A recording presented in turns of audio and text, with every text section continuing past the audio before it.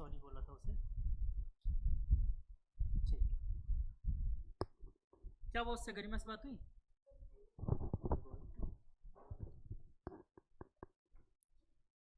तो बच्चों पहली समस्या समझो, ये कैपेसिटर है, ठीक है, और इसके अराउंड लगा दिया अपन ने एक सेल, मान लेते हैं एक सेल लगा हुआ है, और अब इसमें मैंने की कनेक्ट किया, जैसे की कनेक्ट किया करंट फ्लो होना स्टार्ट होगा। तो करंट यहाँ से फ्लो हुआ आई करंट, फिर यहाँ से फ्लो हुआ आई करंट, फिर यहाँ मिल गया आई करंट, यहाँ चला गया आई करंट, वापस सेल में चला गया आई करंट। सबको ये बात समझ में आई? क्या हम लोगों ने एक बात इग्नोर नहीं कर दी? बीच में क्या हुआ? आपने करंट को क्या बोला था? Flow of charge with respect to time. यहाँ पर तो बीच में आप डाइलेक्ट्रिक भर देते थे, इंसुलेटर, चार्ज तो फ्लो ही नहीं हो सकता, चार्ज तो फ्लो हो ही नहीं सकता, फिर ये करंट कैसे फ्लो कर गया? ठीक है, और करंट कंप्लीट सर्कुलर लूप में फ्लो होता है, आपने यही पढ़ा है थ्योरी।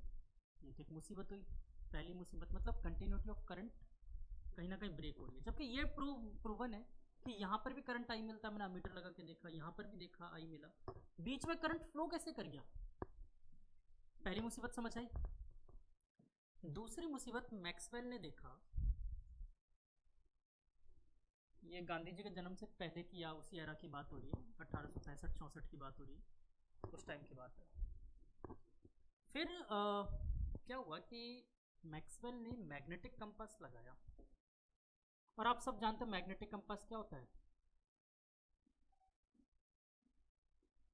अगर कोई भी मैग्नेटिक फील्ड होगा तो वो शो कर देगा, मूवमेंट शो कर देगा मैग्नेटिक कंपास। यहाँ पर करंट फ्लो रहा था, मैग्नेटिक कंपास मूव कर गया। अब क्या हुआ, साइंटिस्टों ने उस टाइम पे ये मानना शुरू कर दिया था कि करंट फ्लो कैसे कर रहा है। देखो यहाँ पर पॉजिटिव चार्ज है, तो इधर पॉजिटिव चार्ज जनरेट होना चाहिए। कैसे जनरेट होगा? यहाँ से इलेक्ट्रॉन्स निकल निकल के इस पॉजिटिव चार्ज की तरफ जाएंगे, और यहाँ से इलेक्ट्रॉन्स यहाँ पर बढ़ते जाएंगे। तो देखो इलेक्ट्रॉन्स यहाँ गए और यहाँ से इलेक्ट्रॉन्स निकल गए, तो ये कंप्लीट पाथ बन गया था, मान लिया सबने। तो बीच में ऐसा माना गया कि कुछ है ही नहीं, खाली है, कोई प्रॉब्लम नहीं है। तो मैग्नेटिक कंपास यहाँ पर रखा, उसने डिफ्लेक्शन दिया, हम लोगों ने समझा मैग्नेटिक कंपास रखने से क्या हुआ, डिफ्लेक्शन मिला, और मैग्नेटिक फील्ड, इसका मतलब वहाँ पर प्रेजेंट हो रहा है मैग्नेटिक फील्ड। और मैग्नेटिक फील्ड क्यों बन रहा है? Due to flow of current. अगर कहीं पर थोड़ी सी पुरानी बात याद हो तो एम्पियर ने बोला था integration of B dot D L, line integral actually में, is equal to mu naught I, यही होता था। सिग्मा अगर बहुत सारे होते, यहाँ पर एक है तो मैंने आई बोल दिया, ठीक है, ये मिलना चाहिए था। अब इस बंदे ने क्या किया, डायरेक्ट सीधे बोला एम्पियर का लॉ गलत है। क्यों? क्यों समझो, इसने सेम मैग्नेटिक कंपास उठाया और यहाँ पर रख दिया,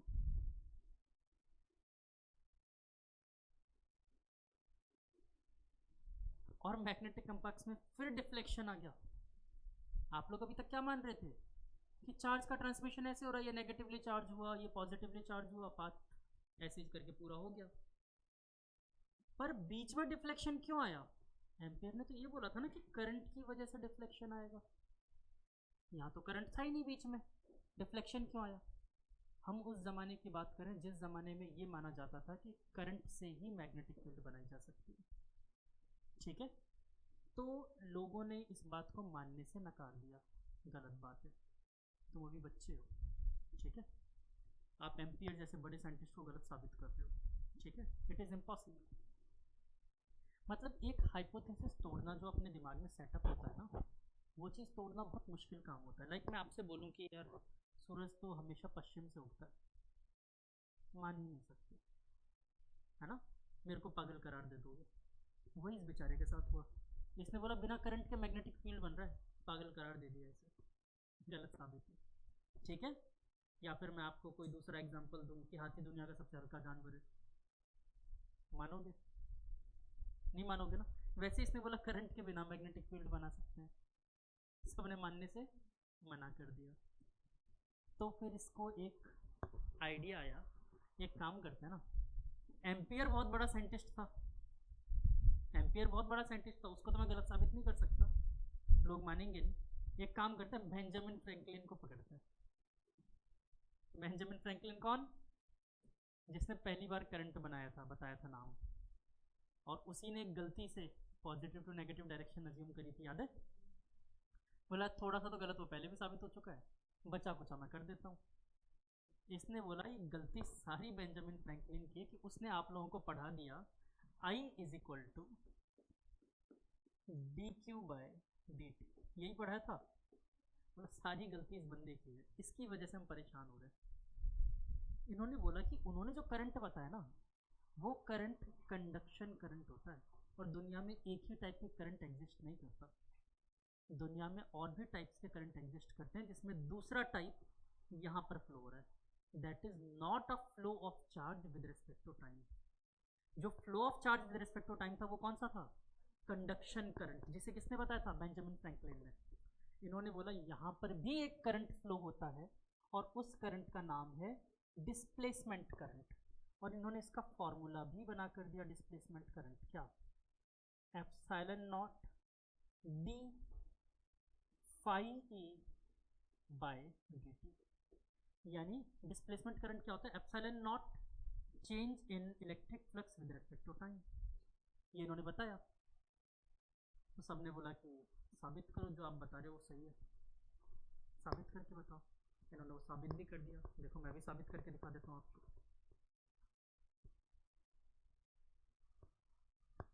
क्या ये फॉर्मूला सही है? तो देखो आई इज इक्वल टू क्या मान, epsilon not.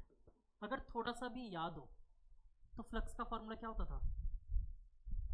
E A cos theta, electric flux है ना ये, ई ए कॉस थीटा, और कॉस बेटा कैपेसिटर में हमेशा 0 डिग्री आता था, है ना डायरेक्शन, तो ई ए लिख दूँ, ई ए बाय डी टी। मुझे थोड़ा थोड़ा सा याद आ रहा है, एप्सिलॉन नॉट एरिया कांस्टेंट बाहर निकालो, ई को मैं लिख सकता हूँ sigma by epsilon naught D T. याद आ रहा है? क्या ये एप्सिलॉन नॉट से एप्सिलॉन नॉट गुजर गया? अब बचा ए,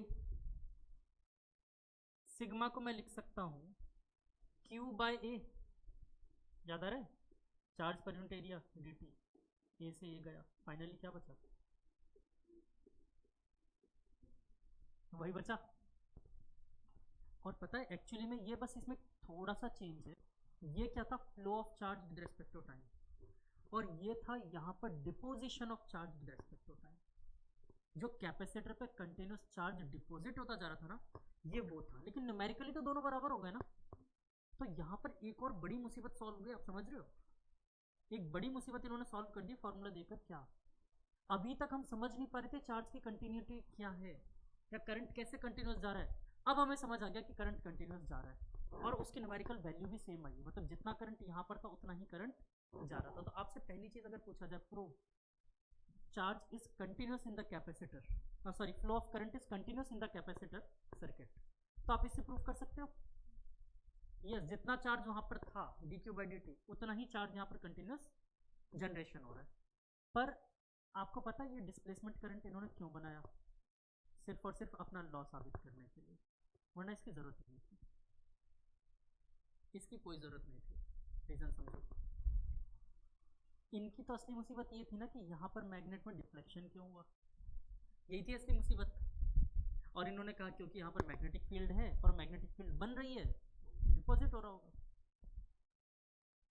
तो सब मानने को तैयार नहीं थे, करंट के बिना डिपॉजिट कैसे होगा। तो इन्होंने बोला कि ठीक है, यहाँ पर एक करंट होता है जिसका नाम है डिस्प्लेसमेंट करंट।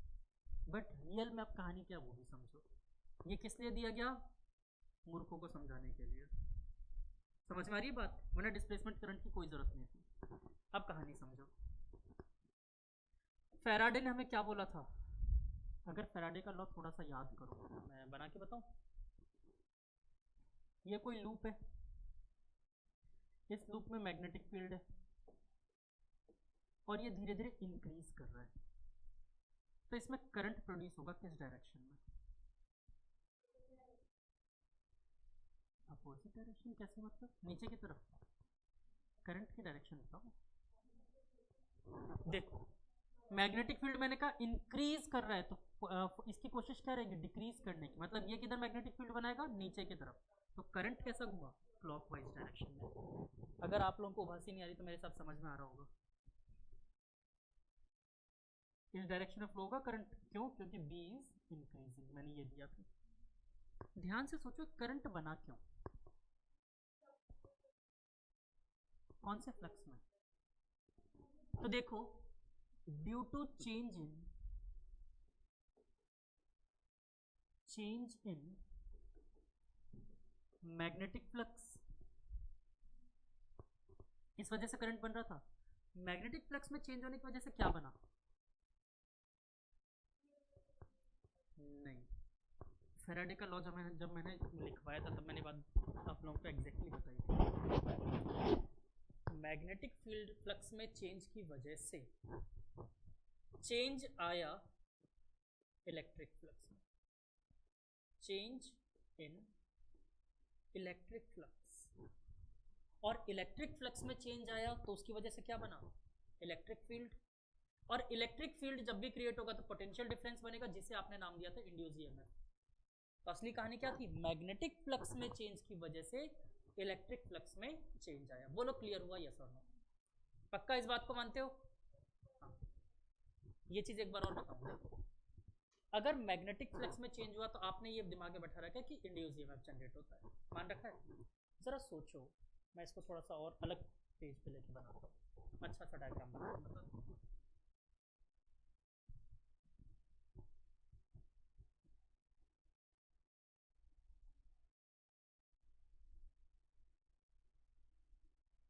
ये एक लूप था, ठीक है।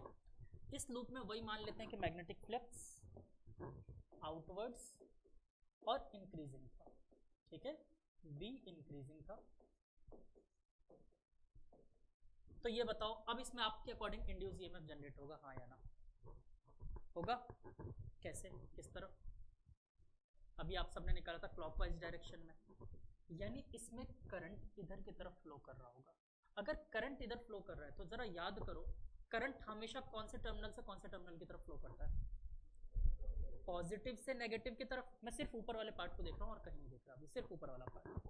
तो पॉजिटिव से नेगेटिव की तरफ फ्लो करता है करंट हमेशा, मतलब इधर होगा पॉजिटिव, इधर होगा नेगेटिव।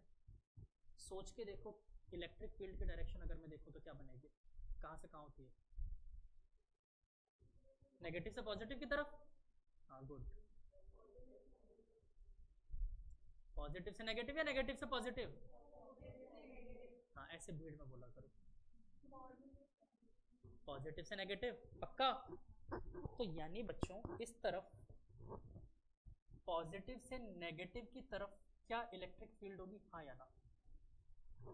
ये इलेक्ट्रिक फील्ड क्यों जनरेट हुई थी, फिर से सोचो, मैग्नेटिक फील्ड की वजह से। अब मैं एक एक पॉइंट लिखता जा रहा हूँ जो जो हो रहा था यहाँ पर। Due to change in magnetic flux क्या बना, आपके अकॉर्डिंग करंट बना था, तो मैंने बोला करंट बना।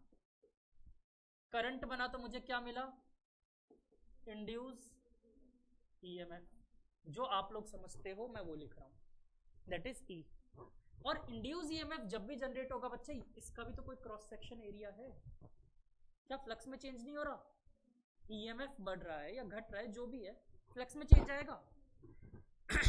चेंज इन इलेक्ट्रिक फ्लक्स, बोलो हाँ या ना? तो एक्चुअली में कहानी तो ये है,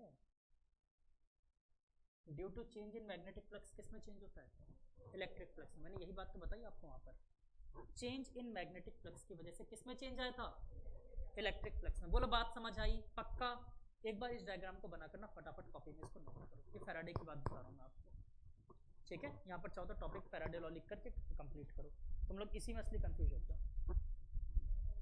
नहीं ऊपर वाला नहीं, वो बाद में लिखेंगे, पहले फैराडे को लिख लो, तुम लोग की असली कंफ्यूजन ही फैराडे है। और रियल में ध्यान रखना, रियल में क्या हो रहा है, आप लोग इसे उल्टा समझ रहे हो। सबसे पहले ड्यू टू मैग्नेटिक फ्लक्स में चेंज की वजह से इलेक्ट्रिक फ्लक्स में चेंज आया, इलेक्ट्रिक फ्लक्स में चेंज होने की वजह से इंड्यूस ईएमएफ बना, और इंड्यूस ईएमएफ की वजह से इंड्यूस करंट मिला, ठीक है। ये तरीका इसका उल्टा है।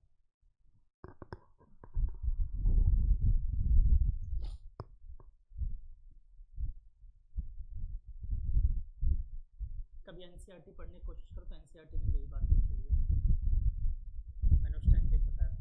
बोला भी था पढ़ना, मुझे पता है सब लोगों ने पढ़ा भी होगा।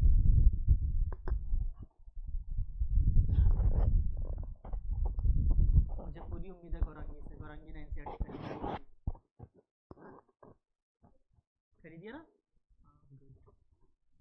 हाँ, इसके स्कूल में तो पढ़ाते हैं ज़बरदस्ती एनसीईआरटी, इसलिए पढ़ाया इसमें। नहीं, इनके स्कूल में सच में पढ़ाते हैं ज़बरदस्ती। मना कर दिया?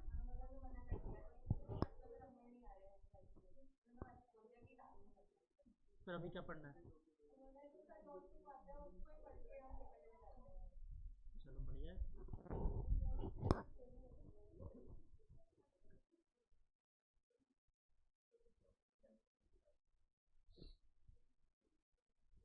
तो आप इसे प्रॉपर लिखना उल्टा करके, due to change in magnetic flux change in electric flux, then due to change in electric flux induce EMF generated, and due to induce EMF current generated. उल्टा लिखना, अब जो एक्चुअल में होता है वो लिखना,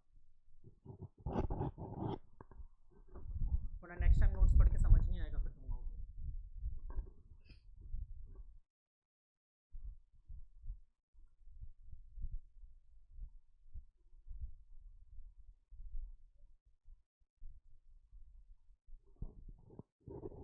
तो अब ये समझ आया कि डिस्प्लेसमेंट करंट ज़बरदस्ती चिपकाया गया था, ज़रूरत थी नहीं इसकी कोई।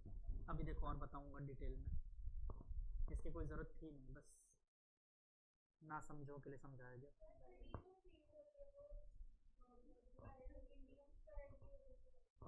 फिर उल्टी बात कर रहे हो आप। मैग्नेटिक फ्लक्स में चेंज की वजह से इलेक्ट्रिक फ्लक्स में चेंज आता है, ये फैक्ट है, और उस इलेक्ट्रिक फ्लक्स में चेंज की वजह से इंड्यूस ईएमएफ बनता है, और इंड्यूस ईएमएफ की वजह से आपको करंट मिलता है। तरीका ऐसे समझो, जैसे समझो फसल, पहले गेहूं बोई जाती है, फिर फसल उगती है, फिर उसे काटते हैं, फिर रोटी बनाते हैं। आप कह रहे हो हम रोटी इसलिए खाते हैं क्योंकि गेहूं फसल खेत में उगती है, और खेत में इसलिए उगती है क्योंकि हम गेहूं बोते हैं। तो आपका तरीका बोलने का उल्टा हो गया ना। फ्लक्स मतलब फील्ड ही है बेटा। फ्लक्स क्या था? चेंज ई ए कॉस थीटा, याद आ रहा है कुछ? फ्लक्स मतलब फील्ड की बात हो रही है। इजी, चलें वापस उस पर। तो अब इन्होंने क्या बोला एक्चुअल में, पहले क्या बोला था मैं वो बताता हूँ आपको, ठीक है? सबने लिख लिया ये? तो पहले मैक्सवेल ने क्या बोला था, इन्होंने जब तक डिस्प्लेसमेंट करंट नहीं समझाया था, उससे पहले इन्होंने बोला था यहाँ पर मैग्नेटिक फील्ड इसलिए बन रही है क्योंकि फिजिक्स के सारे लॉज वाइस वर्सा में काम करते हैं। उस टाइम पे ऐसा था नहीं, उस टाइम पे ज़्यादा लोग फिजिक्स जानते नहीं थे, 1865 की बात कर रहे हैं अपन। तो इनका ये कहना था कि जैसा कि आपने देखा है मैग्नेटिक फ्लक्स में चेंज की वजह से किस में चेंज हो रहा था? इलेक्ट्रिक फ्लक्स में। तो यहाँ पर भी तो इलेक्ट्रिक फ्लक्स में चेंज हो रहा है क्योंकि धीरे धीरे चार्ज का डिपोजिशन हो रहा था, और due to change in electric flux, change in electric flux cause change in magnetic flux. तो इसलिए यहाँ पर मैग्नेटिक फ्लक्स का चेंज मिलता है और हमें मैग्नेट का मूवमेंट दिखता है। इसी बात को रिजेक्ट कर दिया गया था, मानने से मना कर दिया था। रीजन, करंट के बिना मैग्नेटिक फील्ड बन ही नहीं सकता, ये माना जाता था। दोनों बोला ठीक है, फिर लो करंट बना दिया, ले लो करंट। क्लियर है हाँ या ना? पक्का? और तो अब इस स्टेटमेंट को पहले सिर्फ ये डायग्राम बनाओ, फिर ये पॉइंट लिख देंगे। अच्छा गजब की बात बताऊं, चैप्टर खत्म हो गया। और क्या अब इसमें कुछ खास बचा नहीं है, मतलब है होने के लिए, तो जितनी चीजें मुझे बतानी थी वो खत्म हो गया। क्या चीज? टॉपिक तो आप लिखोगे मैक्सवेल हाइपोथेसिस, ठीक है? इस बंदे का नाम आप लोगों ने पहले भी कई बार सुना हुआ है, कई जगह इसने टांगे अड़ाई है, रदरफोर्ड मॉडल में भी है ना, रदरफोर्ड में भी यही था।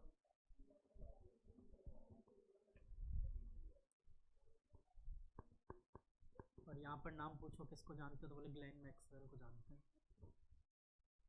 कौन है ग्लेन मैक्सवेल? बैट्समैन है ऑस्ट्रेलिया का। जब बैटर बोलो, बैट्समैन नहीं बोलो, बोलने के लिए तो ऑलराउंडर ही है यार। वैसे बॉलर है बट डबल सेंचुरी मार गया। ये इधर क्यों आ गई?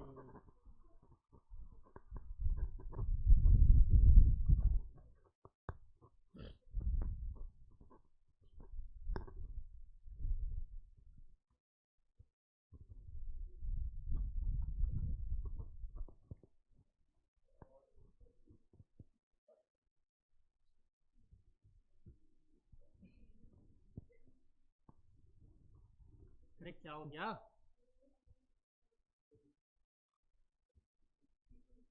अब लिखो यहाँ पर क्या हुआ एक्चुअली में। जब आपने डायग्राम बना ली तो क्या दिखा आपको यहाँ पर?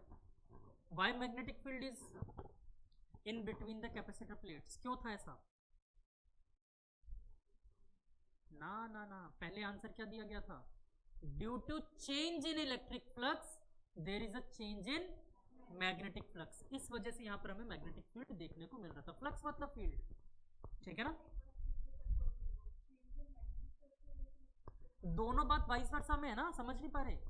फैराडे ने क्या बोला था? मैग्नेटिक फ्लक्स में चेंज की वजह से इलेक्ट्रिक फ्लक्स बन रहा था। और यहां पर इन्होंने क्या बोला? इलेक्ट्रिक फ्लक्स में चेंज की वजह से मैग्नेटिक फ्लक्स मिल रहा है। दोनों बात वाइस वर्सा है। और क्या समझा रहा था इतनी देर से मैं? आप क्लियर है? आप इतनी सी बात से याद रखना, फैराडे के वहां पर क्या कर रहे थे? मैग्नेटिक फ्लक्स की वजह से इंड्यूस करंट बन रहा था। बस आप ध्यान रखना, मैग्नेटिक फ्लक्स की वजह से क्या चेंज हो रहा था? Electric flux. और यहाँ पर उल्टा है, मैग्नेटिक फील्ड मिल रहा था तो due to change in electric flux क्या मिला? Magnetic flux. बस दोनों वाइस वर्सा है, ठीक है? तो due to change in electric flux there is a change in magnetic flux in between the capacitor plate. फिर से नए पेज पे लिख रहे हो क्यों? पहले रेस लगा ली थी क्या? Due to change in electric flux there is a change in magnetic flux between the capacitor plate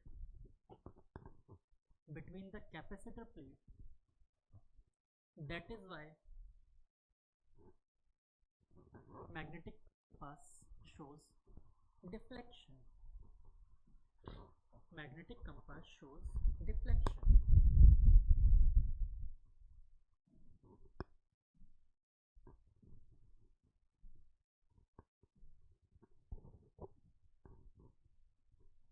easy.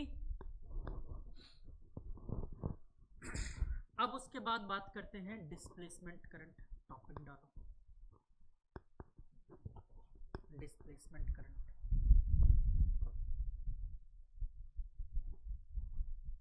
सिर्फ डिस्प्लेसमेंट करंट टॉपिक लिखना। इसमें लिखो displacement current arise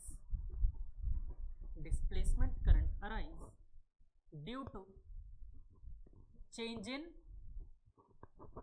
electric flux. Due to displacement current arise due to change in electric flux. क्या इसका flow of charge से कोई लेना देना है? तो अगले पॉइंट में लिख दो, इट इज डिफरेंट फ्रॉम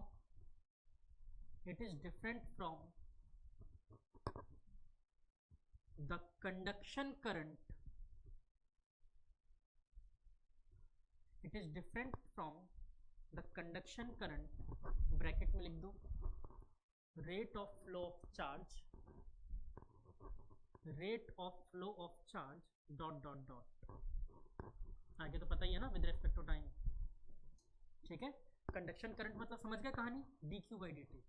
ये वो चीज नहीं है, इन्होंने एक नया करंट इंड्यूस कर दिया। क्या नाम था उसका? Displacement current. और वो डिस्प्लेसमेंट करंट प्रूफ किया कि ये इसके ही बराबर है, dq/dt के मैग्नीट्यूड वाइज बराबर है, ये प्रूफ किया। तो अब इसके बाद इसी टॉपिक के अंदर लिखो continuity of current in the capacitor circuit. क्या बालक नहीं समझ आ रहा?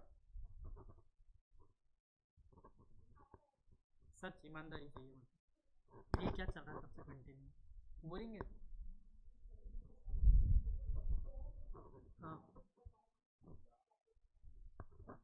हाँ क्या बोला था मैंने topic? Continuity of current in the capacitor circuit. Continuity of current in the capacitor circuit. तो सबसे पहले तो आप लिखो डिस्प्लेसमेंट करंट की वैल्यू क्या होती है, ID is equal to epsilon naught d phi e by d t, d phi e by d t. और अब इसके बाद कंटिन्यूटी शो कर दो, इसको तो ब्रैकेट कर लेना अपना। डिस्प्लेसमेंट करंट का फॉर्मूला क्या दिया इन्होंने, epsilon naught d phi e by d t. उसके बाद उसको कंटिन्यूटी को डिराइव कर दो।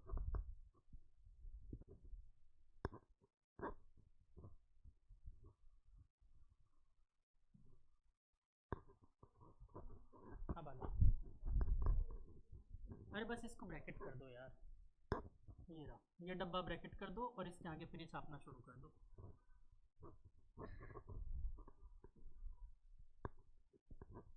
अच्छा, डिस्प्लेसमेंट करंट का फॉर्मूला इन्होंने डिराइव भी किया था, बट आपके सिलेबस में है नहीं तो जाने दो।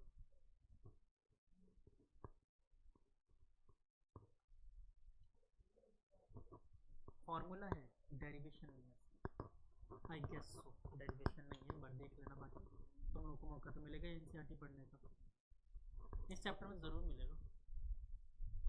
2 सेक्शन इस चैप्टर के, एक सेक्शन पढ़ा दिया मैंने, दूसरा तुम्हें पढ़ना है। वेव्स क्या होती हैं, कौन कौन सी वेव्स होती हैं, radio waves, micro waves, infrared, ultraviolet, बस सब के लिए। हाँ याद करना पड़ता है, मैं तो बिल्कुल नहीं बताऊंगा। क्या देखेंगे बाद में, अगर लगेगा कोई तरीका तो बता दूंगा। चलो डन। अच्छा, जब ये लिख लो तो इसके बाद लिखना, क्या ये D Q by D T वही है rate of flow of charge? नहीं, rate of deposition of charge है ये, दोनों में एक डिफरेंस है छोटा सा। ये कौन सा चार्ज है जो प्लेट्स पर डिपॉजिट होता जा रहा है ना, rate of deposition of charge with respect to time.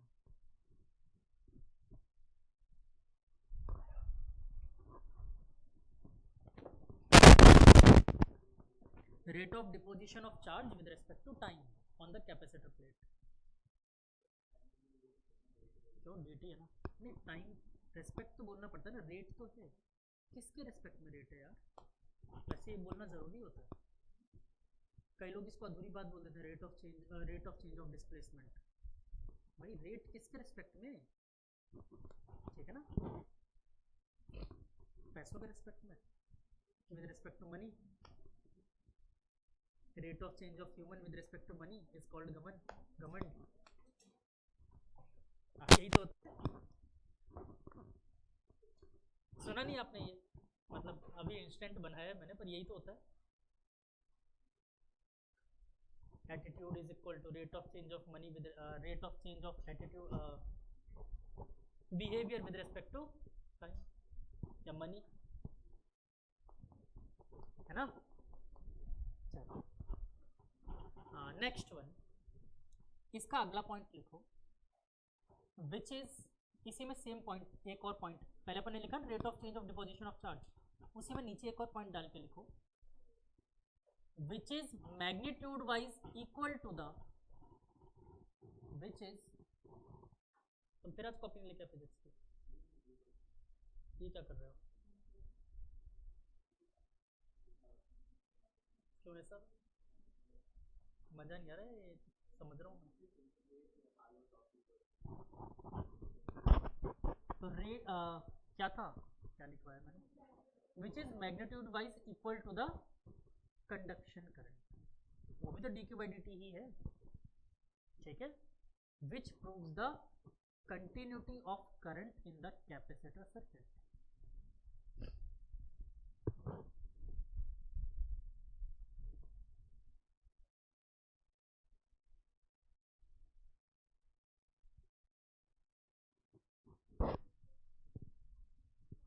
इसके बाद एक टॉपिक लिखो,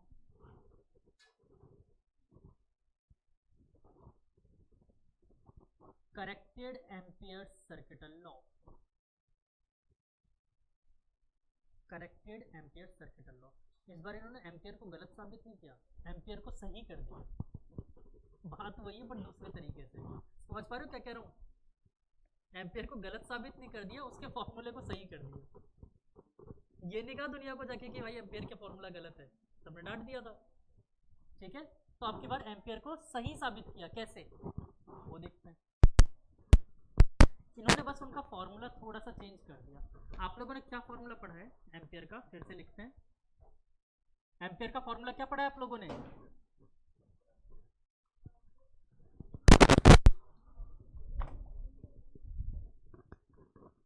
क्या फॉर्मूला पढ़ा है आप लोगों ने? लाइन इंटीग्रल ऑफ, वैसे मैं ये भी लिख सकता हूँ, B dot D l is equal to mu naught I conduction पढ़ा था, इन्होंने बस उसमें प्लस आई डी लिख दिया, बन गया इनका फॉर्मूला, ये करेक्टेड। अब समझो हुआ क्या, पहले ये समझ लेते हैं हो क्या रहा है।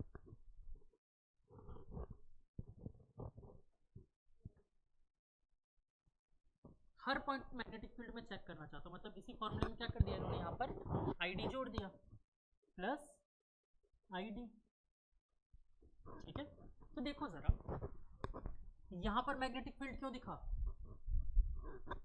प्रूवन था ये नॉट सिग्मा आई की वजह से, आई सी बोलो या आई की वजह से, क्योंकि यहाँ पर तो कोई डिस्प्लेसमेंट करंट था ही नहीं, तो यहाँ तक तो एम्पियर की बात सही साबित हुई। जब यहाँ पर आए तो यहाँ पर देखो क्या कंडक्शन करंट है, आई सी जीरो है ना इसके अंदर, लेकिन क्या है आई डी, डिस्प्लेसमेंट करंट है, तो इसकी वजह से यहाँ पर मैग्नेटिक फील्ड बन रहा था। क्लियर हुआ? तो इन्होंने यहाँ पर इसको अपनी बात को साबित कर दिया। तो सीधी सी बात है, उनका फॉर्मूला कभी भी मतलब गलत साबित होगा नहीं, क्योंकि कहीं और डिस्प्लेसमेंट करंट था ही नहीं, सिर्फ कैपेसिटर तक पंगा था, जिसको उन्होंने अपने फॉर्मूले से सही कर दिया। क्लियर हुआ? अब इसको थोड़ा सा और मैं मॉडिफाई कर दूँ फॉर्मूले को, जो आपकी एनसीईआरटी लिख कर देती है ना, वो इस फॉर्मूले में आई सी और आई डी जैसा वर्ड यूज़ नहीं करती, वो यूज़ करती है एग्जैक्टली इसको इस फॉर्म में, line integral of B dot D l that is equal to mu naught I plus epsilon naught d phi e by d t, खत्म। तो बस कुछ नहीं किया, डिस्प्लेसमेंट करंट की वैल्यू रख दी। ठीक है, क्लियर हुआ हाँ या ना? क्या बेटा, आईसी कन्वेंशन वो आपका conduction current D Q by D T जो होता था, स्मॉल आई, यही आईसी को डिनोट कर रहा है, एनसीईआरटी स्मॉल आई डिनोट करता है ना, मैं कैपिटल आई करता हूँ, आप लोग कैपिटल आई भी लिख सकते हैं।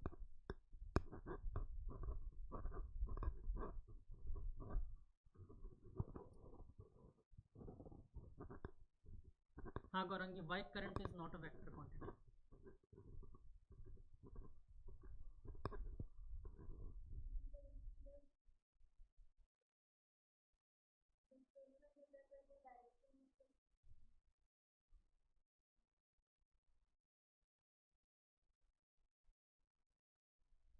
Define 1 ampere.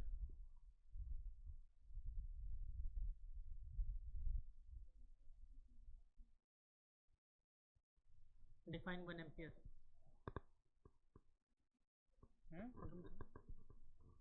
तीन क्वेश्चन जरा मार्केट स्टार्ट तो करूँ।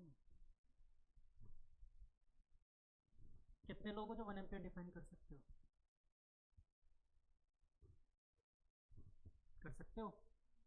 चलो श्रेया बताओ।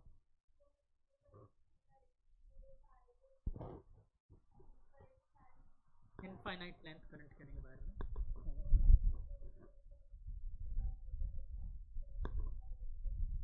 क्या डिस्टेंस 1 मीटर होता है? हाँ, सेपरेशन डिस्टेंस, ठीक है।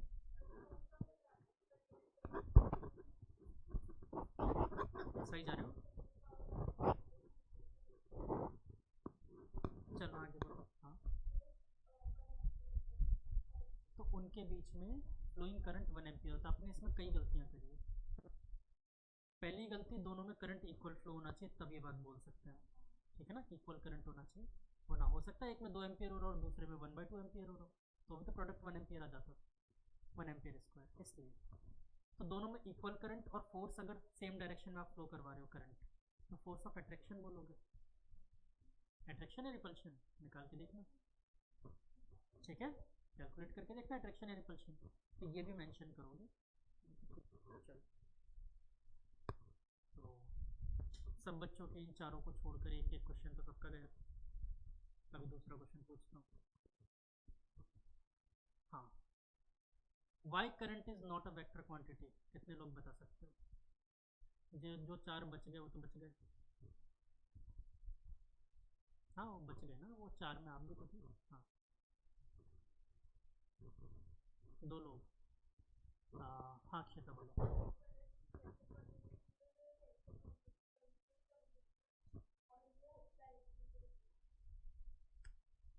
आपने वही बात बता दी जो मैंने बोली।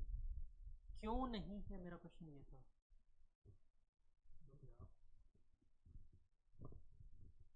हाँ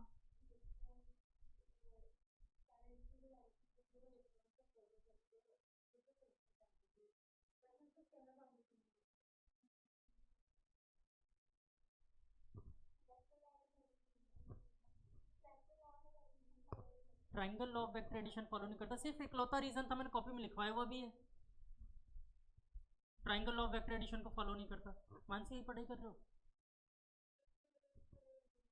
कब पढ़ने का वेट कर रहे हैं? अगले साल के बोर्ड के एग्जाम में?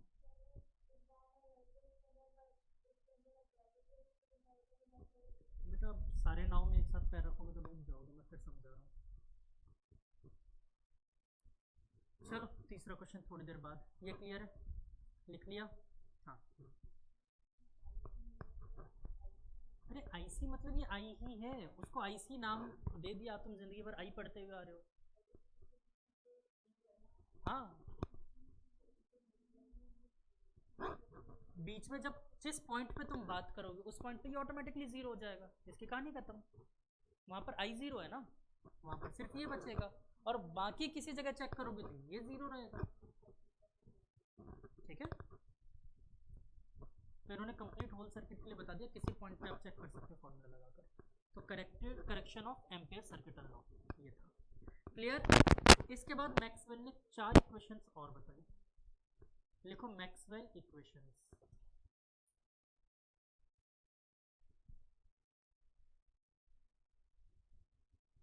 मैक्सवेल इक्वेशंस ये मैं नहीं बताने वाला, ये तुम लोग पढ़ोगे एनसीईआरटी से, और चारों इक्वेशन लिखोगे भी कॉपी में। ठीक है?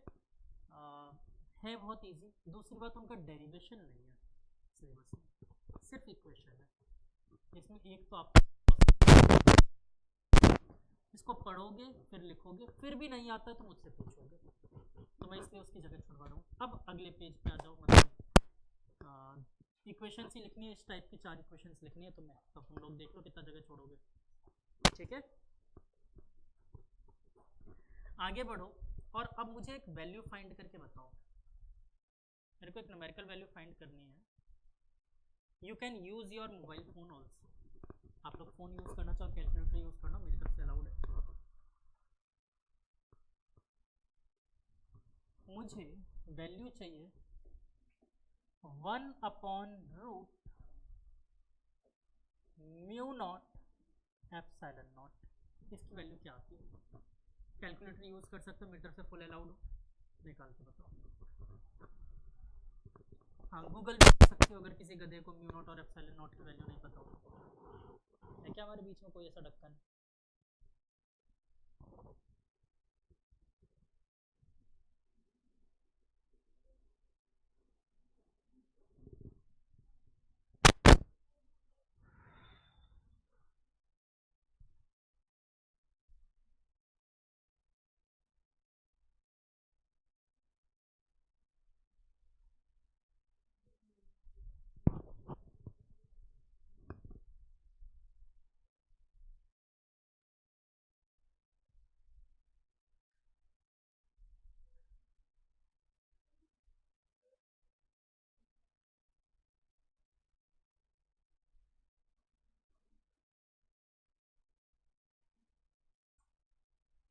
अब फील हो रहा होगा ना 10th क्लास कितनी अच्छी थी, और उसमें डरते रहते थे।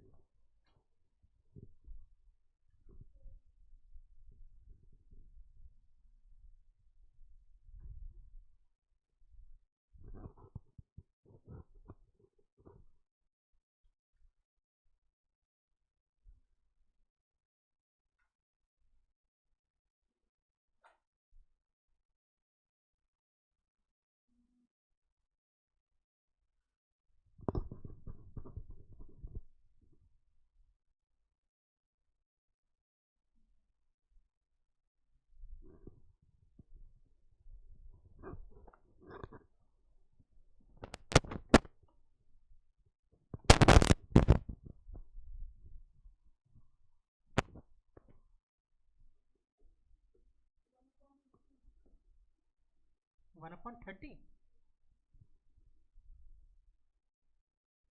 4 पाई इंटू 10⁻⁻7 हुआ करता था ये, या +7,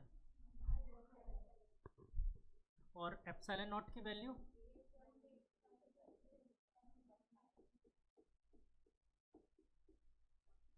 यही होता था। इसको मैंने सॉल्व किया और पता है ये अप्रॉक्सीमेट इक्वल टू कितना आया,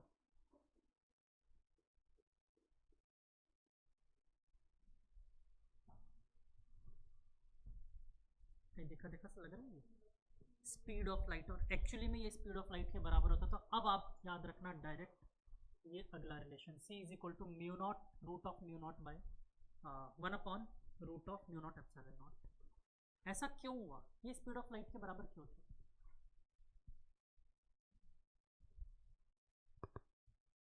क्या नहीं कर पा रहे कैलकुलेट? हो गया ना, यही आ रहा है ऑलमोस्ट 2 पॉइंट समथिंग कुछ आ रहा होगा, ठीक है। तो अप्रॉक्स ही आ जाता है 3 × 10⁻⁸। एक्चुअली में वेलोसिटी ऑफ लाइट भी तो ये नहीं है, वो भी तो 2.97 समथिंग है, ठीक है, हम 3 मान लेते हैं, ठीक है। देख के छापो, सॉल्व तो कभी करना ही नहीं होता।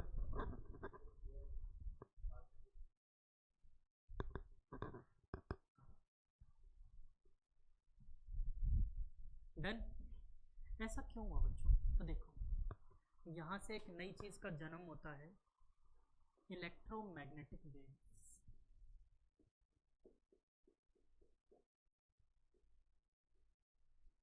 आप लोगों की किस्मत बहुत अच्छी है, ये इलेक्ट्रोमैग्नेटिक वेव्स बनते कैसे थे ये चीज़ सिलेबस से हट गया। न्यूक्लियर चैप्टर में पूरा पोर्शन ही डिलीट हो गया। तो ये ओरिजिन कैसे होता था, कैसे न्यूक्लियस ही अराइज होते थे, ये सारी कहानी खत्म हो गई। अब सिर्फ आपके सिलेबस में ये है कि ये चलते कैसे हैं, क्या इनका पाथ होता है, कैसे ये मूव करते हैं, बस इतना सा। ट्रांसमिशन इसकी बात होगी। देखो इसका ट्रांसमिशन कैसे होता है, ये कौन से वेव्स की मैं कौन से उसकी बात कर रहा हूँ, तो बेटा सन से आने वाले सारे लाइट की बात कर रहा हूँ। सन से जितने भी लाइट्स आते हैं उनका स्पेक्ट्रम लिया अपन ने, इस टॉपिक का नाम वैसे इलेक्ट्रोमैग्नेटिक स्पेक्ट्रम है, ठीक है। और सन से आने वाली सारी लाइट्स के बारे में हम बात करें, जिसमें सारी लाइट्स होती हैं, अल्ट्रावायलेट भी हो गई, इंफ्रारेड भी हो गई, वो सब के सब इलेक्ट्रोमैग्नेटिक वेव्स होती हैं, सब के सब इलेक्ट्रोमैग्नेटिक वेव्स हैं। और कहीं ना कहीं आपको आगे चल के बात भी समझ में आएगी, क्या यही रीज़न तो नहीं है सनलाइट से हम लोग करंट बना लेते हैं? इलेक्ट्रोमैग्नेटिक वेव्स, एनर्जी तो है सन से आने वाली लाइट, और ये एनर्जी का ही तो हम वेव बना रहे हैं। चलो तो अभी वेव देखो दिखते कैसे हैं, क्या कुछ कहना चाहते हो? बुढ़िया तुम्हारे गर्दन में एक बात अटकी हुई है, कुछ कहना चाह रहे थे तो रुक गए।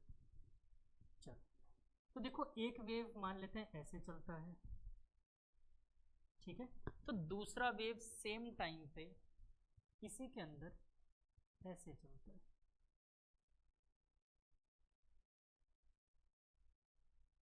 सर ये क्या बना दिया अजीब सी चीज़? कुछ नहीं है, एक वेव अगर ऐसे चल रहा है तो दूसरा वेव इस प्लेन में चल रहा है। सुनो एक मिनट, पहले पूरी बात सुनो।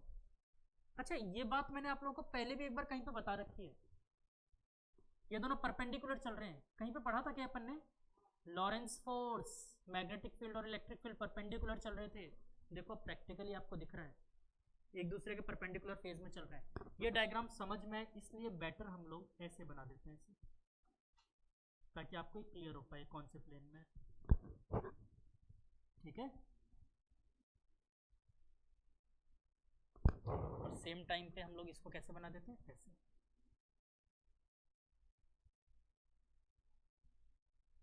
मेरे हिसाब से अब डायग्राम में विजिबल हो रहा होगा कैसे है, क्लियर हो रहा है। लेकिन देखो एक और चीज़ खास बात, इनके बीच में कोई फेज डिफरेंस नहीं है। अब बोलो क्या पूछना चाहते थे?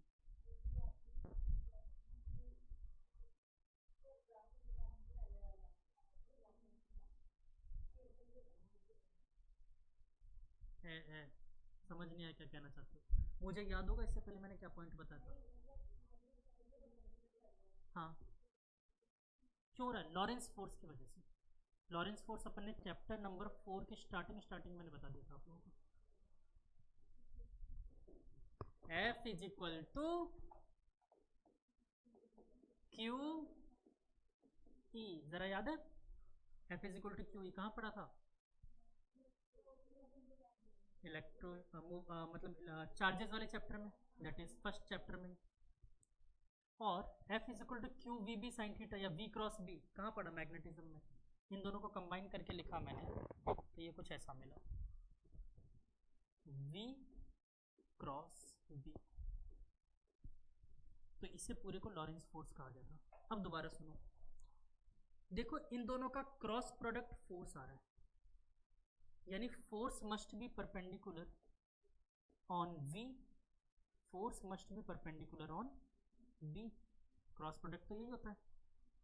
और ये दोनों सेम डायरेक्शन में होते हैं F और E, यानी F is parallel to E। तो क्या कॉमन सेंस से इन दोनों बात से ये समझ सकते हो, E is perpendicular on B। खत्म कहानी। यही बात तो मैंने यहाँ पर प्रूफ करके दिखाई डायग्राम में, ठीक है। और इन दोनों के बीच में एक रिलेशन भी स्टैब्लिश हुआ, mu naught epsilon naught permittivity. देखो velocity of light speed of light के बराबर हो रहा था, वेलोसिटी ऑफ लाइट नहीं, स्पीड ऑफ लाइट के बराबर हो रहा था। क्लियर हुआ, इजी, हाँ आ गया ना। चलो तो टॉपिक इसको इलेक्ट्रोमैग्नेटिक स्पेक्ट्रम डाल दो, लिखो। फिर अब स्पेक्ट्रम भी बनाएंगे हम लोग, 10th में पढ़ा था ह्यूमन आई चैप्टर में स्पेक्ट्रम, विवग्योर है ना, याद आ रहा है, वही बनाएंगे हम लोग वापस।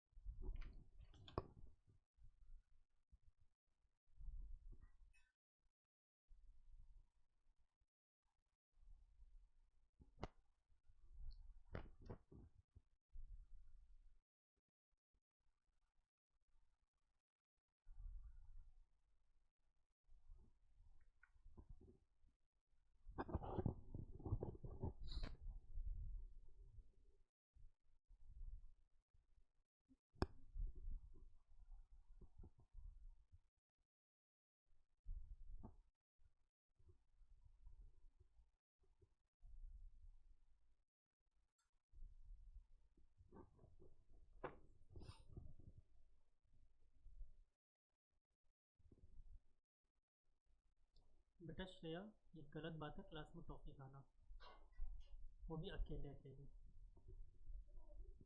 अभी छिलका कौन बजा रहा था, मेरे को लगा श्रेया बजा रही है।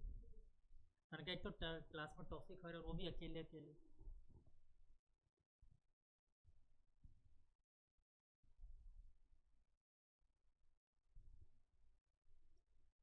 अच्छा क्लियर हुआ ये चैप्टर, हाँ या ना, इजी से था ना।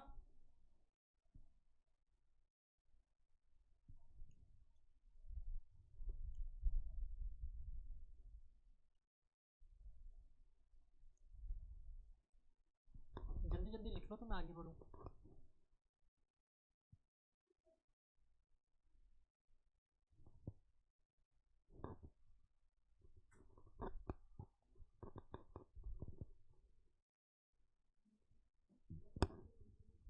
हाँ ये स्पेक्ट्रम में सारी कहानी, इलेक्ट्रोमैग्नेटिक स्पेक्ट्रम में। अब ये दूसरा सेक्शन चालू हो गया, पहला सेक्शन कैपेसिटर की कहानी थी, दूसरा सेक्शन यहाँ से आया। अब समझ पा रहे इलेक्ट्रोमैग्नेटिक वेव बनाने वाले कौन, कहाँ से कहानी शुरू हुई, मैक्सवेल से।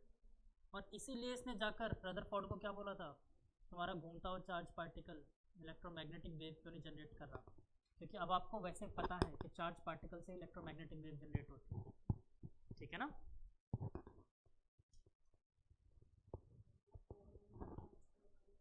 क्या चीज़, और धीरे बोलो यार, मेरे तक आवाज़ नहीं आ रही।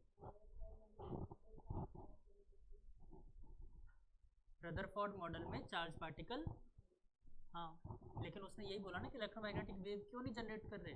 अब ये डाउट आप लोगों के दिमाग में जेन्युइनली आना चाहिए कि इलेक्ट्रोमैग्नेटिक वेव उसने क्यों नहीं जनरेट किया।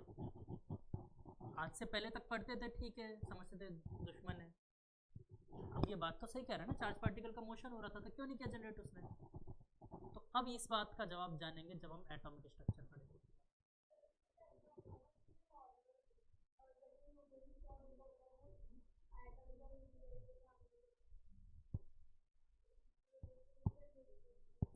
वहाँ से स्टार्ट होगा father of quantum mechanics, Nils Bohr.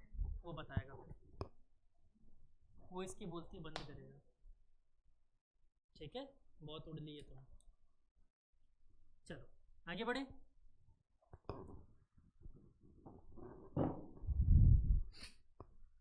अब बच्चों मैं जानना चाहता हूँ वो स्पेक्ट्रम बनाना 10th क्लास में आप सबको आता था बहुत अच्छे से।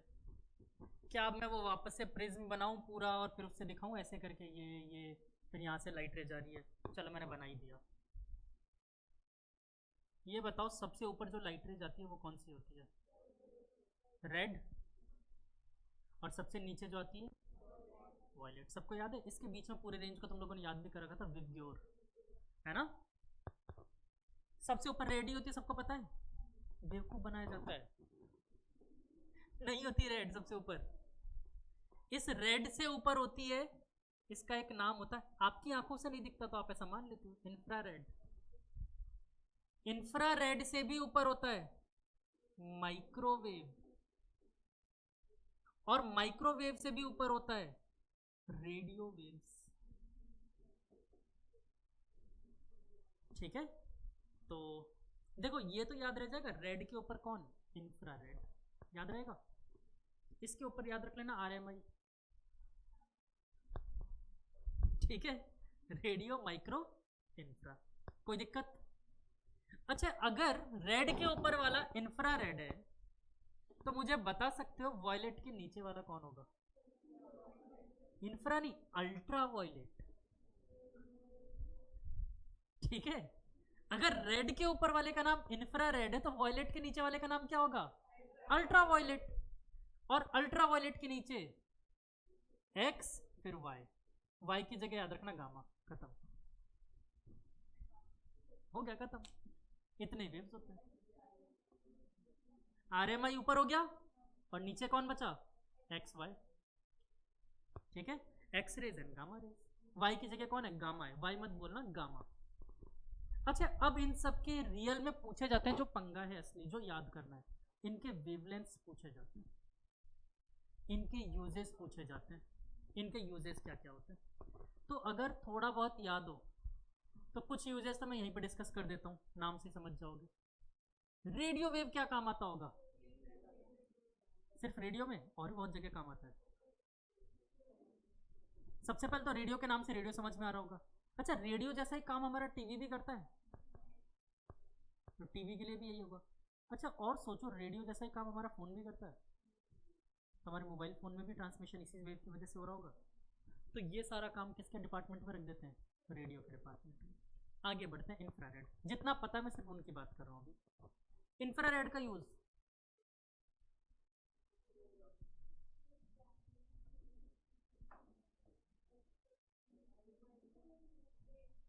हिंट दिया मैंने, टेम्परेचर। देखो, माइक्रोवेव से लोग कंफ्यूज होते हैं कि माइक्रोवेव शायद इसमें ही होता होगा, नहीं, वो इसमें होता है, इंफ्रारेड में आता है। ठीक है, माइक्रोवेव में जो आपका यूज़ होता है ना वो इंफ्रारेड होता है। और ध्यान रखना, जहाँ पर भी टेम्परेचर वाली कहानी आ जाए ना, कि टेम्परेचर से कोई चीज़ हमें देखनी है, वहाँ पर सिर्फ इंफ्रारेड काम करेगा। याद करो, कोरोना टाइम पे बंदूक मारते थे। आओ, जाते सुबह सुबह टेम्परेचर चेक करते हो ना बंदूक से, ऐसे सर पे लगाते हो गन, आ जाओ।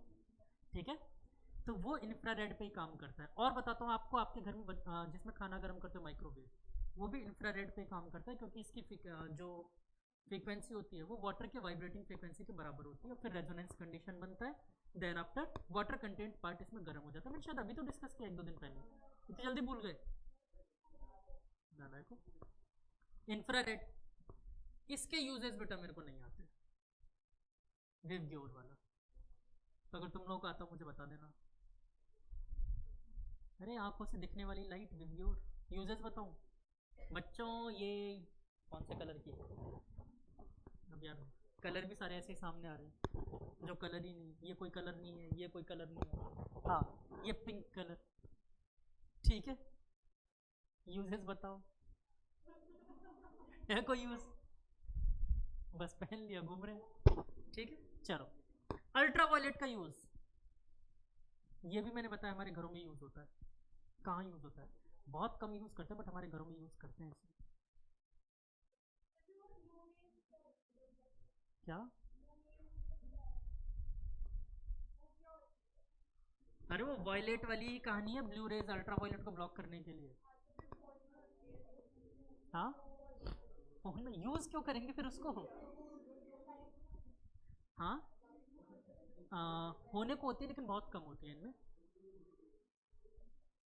हमारे रिवर्स ऑस्मोसिस में यूज करते हैं आरओ, बैक्टीरिया किल करने के लिए। रिवर्स ऑस्मोसिस में आरओ में पानी जब पूरा फिल्टर कर लेते हैं ना, उसके बाद उसको उससे फाइन किया जाता है, ताकि जो भी बैक्टीरिया अगर जिंदा भी हो तो इससे इसमें खत्म हो जाएगा अल्ट्रावायलेट में। तो मोस्टली इसका काम बैक्टीरिया किलिंग के लिए ही होता है। जो यूज़ है इसका ये मुझे नहीं पता, अगर तुम लोगों को जानना है तो बताओ, मैं हड्डियाँ तोड़ देता हूँ, पता चल जाएगा। बताओ क्या यूज़ होगा? एक्सरे, याद आ रहा है?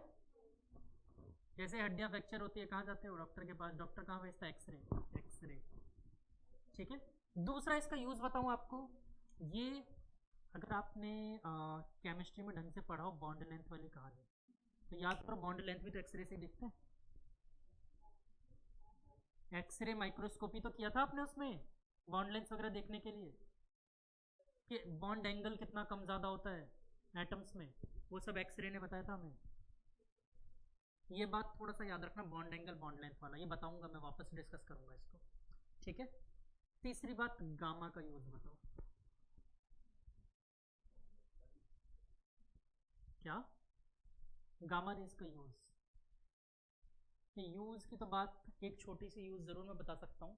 कैंसर ट्रीटमेंट में रेडियो एक्टिव ट्रीटमेंट होता है, उसमें कीमोथेरेपी गामा से ही काम में लेते हैं, लेकिन ये बहुत डेंजरस रेज होती हैं, पता है ना। एक्चुअली में ये विवग्योर के बाहर की सारी रेज डेंजरस है, ठीक है।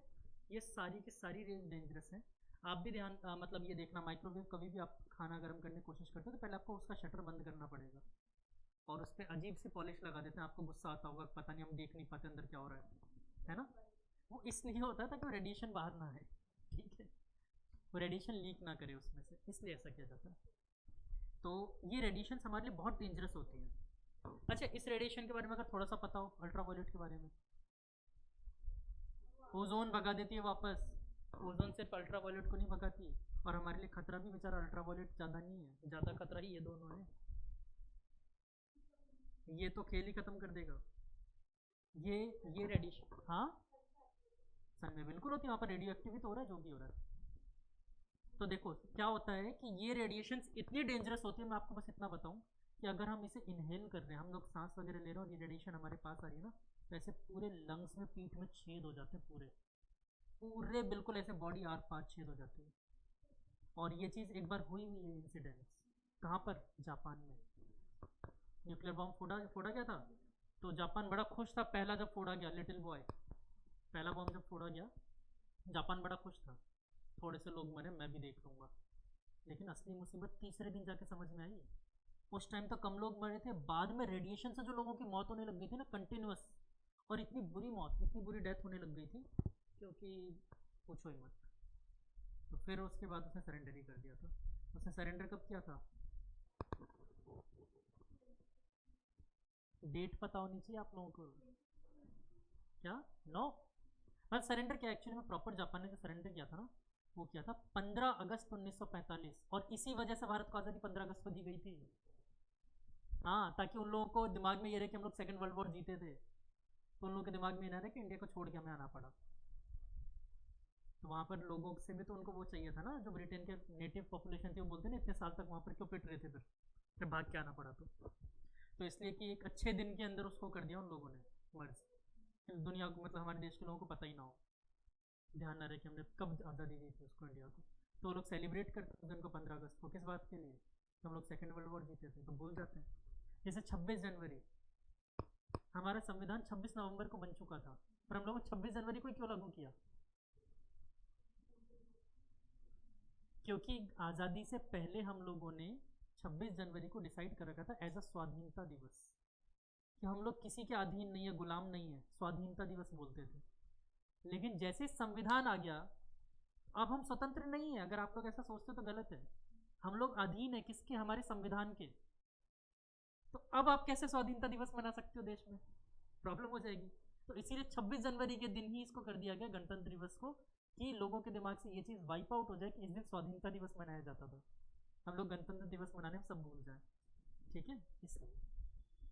खैर क्लियर हुआ एक्सरेज गामा रेज। अब इन सब के लिए मैं कहानी लिखाऊं, पहले फटाफट डायग्राम बनाओ और इस तरफ स्पेस छोड़ना, मैं कुछ चीजें लिखवाते चलूंगा, ठीक है। अगर यहाँ लिखना चाहो तो यहाँ, वरना पर्टिकुलर एक एक टॉपिक डाल के लिख देना। तो वैसे टाइम है अभी तो मैं लिखवा सकता हूँ, अब थोड़ा सा हाथ तेज तेज चलाना, मैं फटाफट फटाफट लिखवाऊंगा कहानी।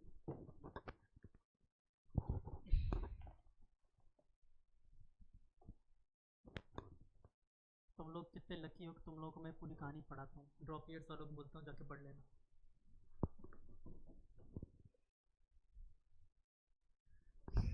फिर उसके पीछे ये भी रीज़न है, मुझे भरोसा तुम लोग एनसीईआरटी जाके खोलोगे नहीं।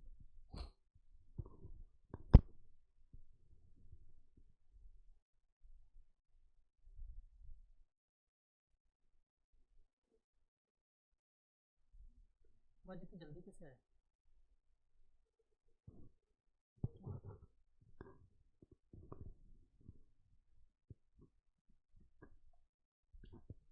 तो पहला लिखो रेडियो वेव्स, बन गया होगा diagram. Radio waves, radio waves में पहले लिखो इसकी वेवलेंथ रेंज। वेवलेंथ इसकी होती है 600 मीटर से 600 मीटर 600 मीटर टू 0.1 मीटर, ये रेडियो वेव की वेवलेंथ होती है। कितनी रेंज में? इस रेंज में रेडियो वेव्स आते हैं। और फ्रीक्वेंसी होती है इसकी 500 किलोहर्ट्ज, 500 किलोहर्ट्ज टू 1000 मेगाहर्ट्ज, ठीक है। इसकी फ्रीक्वेंसी बहुत ज़्यादा होती है रेडियो वेव्स की। सोर्स, अब इसके बाद देखो सोर्स, सोर्स होता है इसका accelerated motion of charges,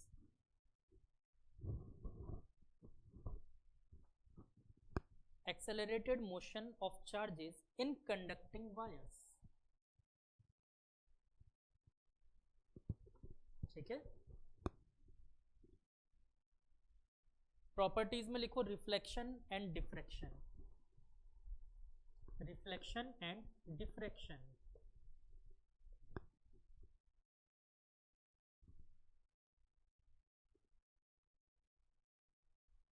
usage में लिखो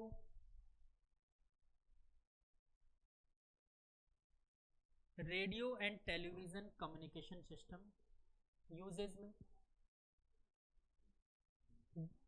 में रेडियो टेलीविजन कम्युनिकेशन सिस्टम, ठीक है। दूसरा यूज लिखो इसका in radio anatomy, sorry anatomy, astronomy, anatomy तो एक्सरे से देखते हैं, एस्ट्रोनॉमी, रेडियो एस्ट्रोनॉमी, ठीक है, रेडियो एस्ट्रोनॉमी। दूसरा अच्छा इसमें देखो और भी है, इसमें स्पेसिफाइड रेंज भी होती है, मैं बता देता हूँ वैसे। जैसे 540 से 1600 किलो हर्ट्ज तक की जो होती है वो मीडियम एएम बैंड होता है। अब एएम बैंड वगैरह सब क्या होता है, ये एक चैप्टर हुआ करता था आपके कम्युनिकेशन सिस्टम, वो भी डिलीट हो गया, उसमें आता था ये सब फ्रीक्वेंसी मॉड्यूलेशन और ये सब कैसे काम करता था, तो वो चैप्टर नहीं है तो कहानी छोड़ देते हैं। बाकी टीवी के लिए जो रेंज होता है वो 54 से 890 मेगाहर्ट्ज तक होता है टेलीविज़न के लिए, और मोबाइल फ़ोन्स के लिए होता है 840 से 935 मेगाहर्ट्ज। हाँ मोबाइल फ़ोन के लिए होता है 840 से 935 मेगाहर्ट्ज।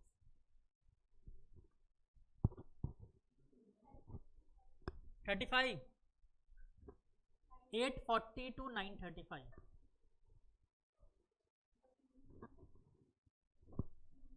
टीवी के लिए था आपका 54 टू 890।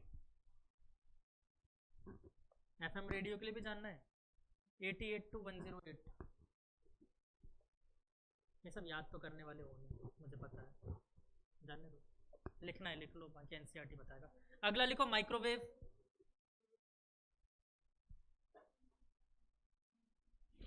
माइक्रोवेव, माइक्रोवेव के लिए वेवलेंथ रेंज है 0.1 से 10⁻³ metre,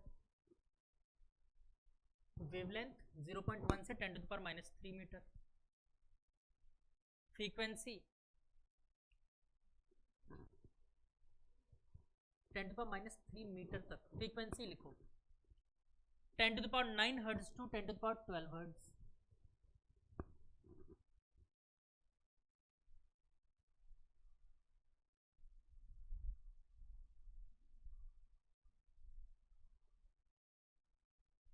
source,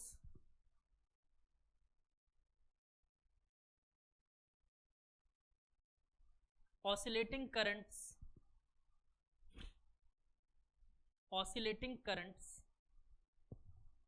in special vacuum tubes, oscillating current in special vacuum tubes,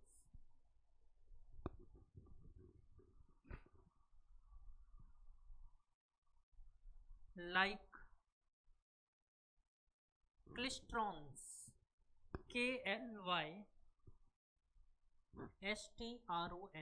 Klystrons.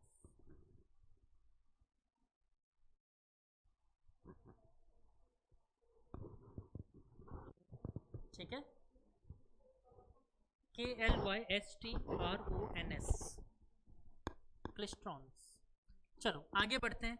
Source बता दिया मैंने, प्रॉपर्टीज, रिफ्लेक्शन, रिफ्रैक्शन, डिफ्रैक्शन, तीन तो ये लिखो, reflection, refraction, diffraction and polarisation.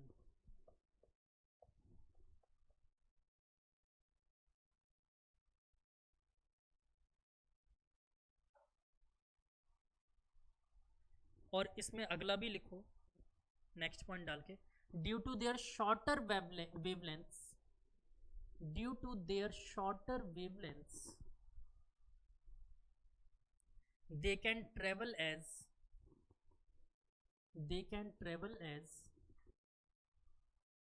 a beam in a signal, they can travel as a beam in a signal।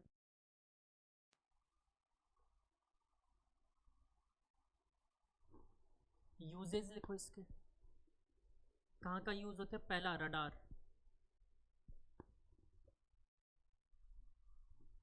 और aircraft navigation,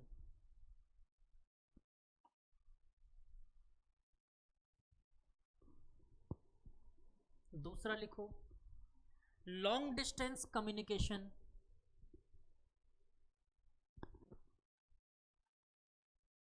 via geostationary satellites, long distance communication via geostationary satellites.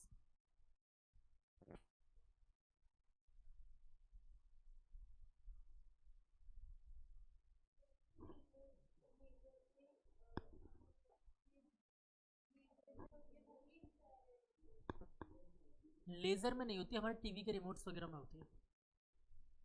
Laser अलग कहानी है, ठीक है, वो electrons का avalanche होता है, बाकी उसकी कहानी कभी और समझेंगे।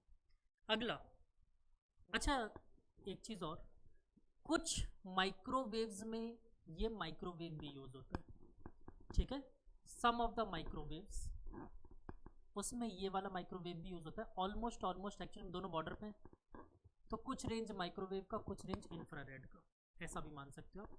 तो यस, यूजेज इन माइक्रोवेव आप इसमें भी लिख सकते हो। बाकी एक्चुअली में कौन सा होता है? इंफ्रारेड। जो हमारा खाना गर्म करता है उसका फैक्टर कौन होता है? इंफ्रारेड। रीजन, वाटर के मॉलिक्यूल से रेजोनेट करता है, ठीक है।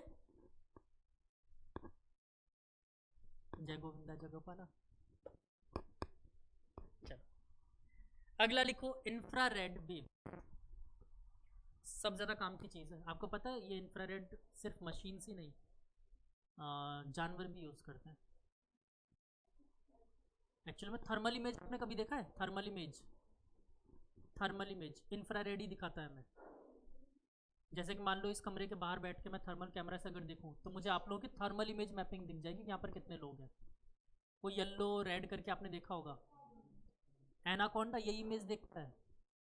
एनाकोंडा से आप बच नहीं सकते, ये नहीं कि पेड़ के पीछे जाके छुप गए तो बच जाओगे, उसको आपकी थर्मल इमेज दिख रही है। आप किसी दीवार के थ्रू उससे नहीं बच सकते क्योंकि वो इंफ्रारेड ही देख पाता है, ठीक है। तो कुछ जानवर होते हैं जो इंफ्रारेड यूज़ करते हैं। बस अच्छी चीज़ ये है कि वो इंसानों को अपना शिकार समझता नहीं है, इंसानों से भागता है वो, मारता नहीं इंसानों को। बाकी चाहे तो खा पी सकता है। हाँ, इंसानों को नहीं मारता है एनाकोंडा, इंसानों से दूर जाता है वो।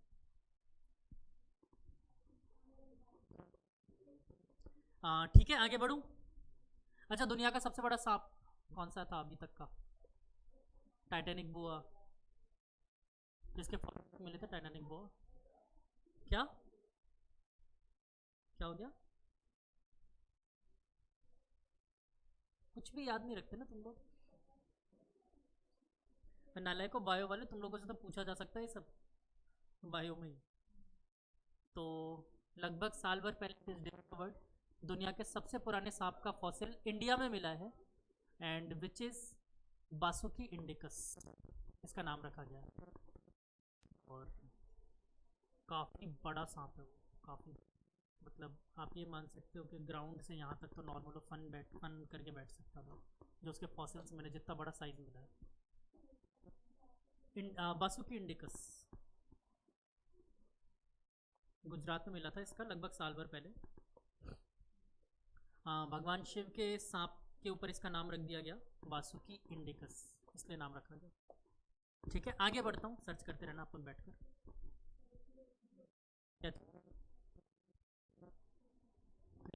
इंडिकस ढक्कन, इसको सर्च करना तो आता नहीं है। हाँ तो फॉसिल भी दिखेगा, इसका फॉसिल रखा हुआ है एक्चुअली में। ठीक है, तो इसके फॉसिल्स मिले हैं। इससे पहले माना जाता था टाइटैनिक बोआ को इससे पहले बड़ा सांप माना जाता था, बट उसके बाद ये मिला हमें। ठीक है, आगे बढ़े। इंफ्रारेड, तो बेटा इसकी फटाफट वेवलेंथ रेंज लिखो। Wavelength range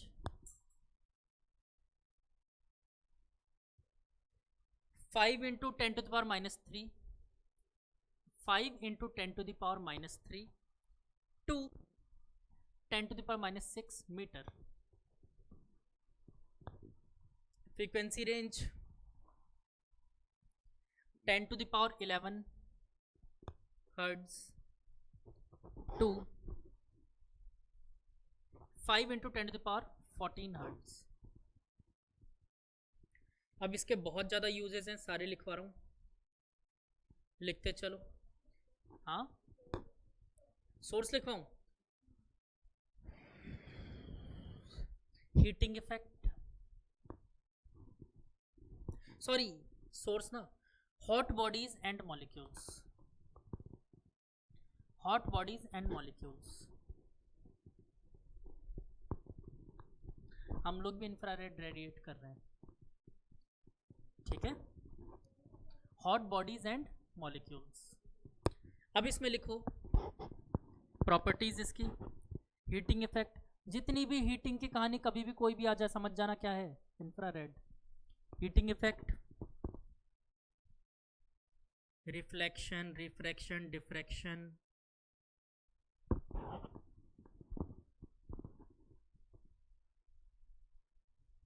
and propagation through fog, ये ज़्यादा इंपॉर्टेंट है, एंड प्रोपगेशन थ्रू फॉग। याद है ना, फॉग चल रहा है, दिल्ली में स्मोक वगैरह हो जाता है ना, तो आजकल कई गाड़ियों ने अपनी गाड़ी में ये फीचर दिया है कि आप स्मोक के थ्रू भी पता कर सकते हो कि आगे कितनी डिस्टेंस पे गाड़ी है, और वो इंफ्रारेड के बेसिस पे ही बता पाती है। हाँ, क्योंकि इंफ्रारेड वेव से उन्हें हीट इंजन पता चल जाएगा, इंजन गर्म है, तुरंत उसको स्मेल कर लेगा, ये गर्मी पता चल जाती है इसे तुरंत, कहीं पे भी हीट होगा तुरंत एब्जॉर्ब कर सकता है इसे। तो इंफ्रारेड को इसे है टाइम अभी बहुत टाइम, इंफ्रारेड से इसे मालूम पड़ जाता है, और देन आफ्टर क्या करता है, ये आपको इंडिकेट कर देता है कि इतनी डिस्टेंस पर दूसरी गाड़ी है। फॉग में आपको डायरेक्टली तो गाड़ी दिख नहीं रही होती है, बट ये पहचान जाता है, इजी। पर फिर भी गाड़ी नहीं चलानी चाहिए, क्योंकि भारत में चला रहे हो आप गाड़ी, कहीं पर सड़क में गड्ढे हो सकते हैं, ठीक है। आपको पता चला अचानक से बालकनी से अंडरग्राउंड में आ गए ठीक है,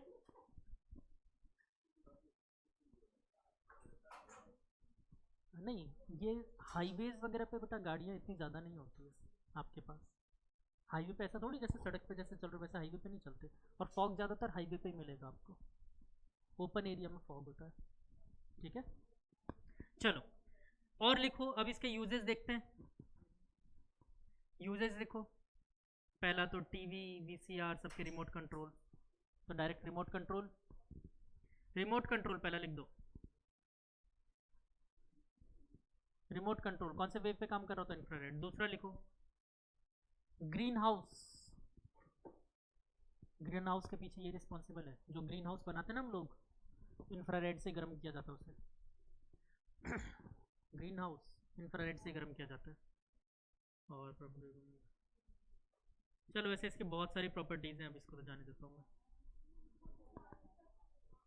ठीक है, फिर आगे विजिबल लाइट।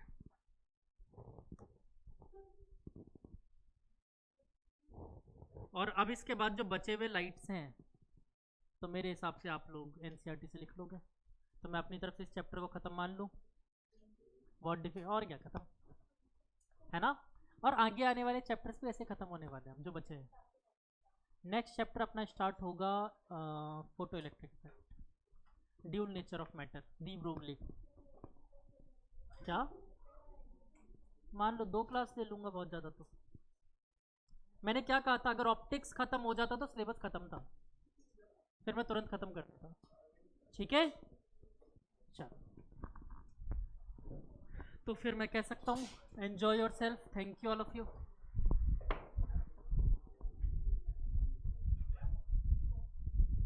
एक चीज़ नोटिस की होगी आप लोगों ने,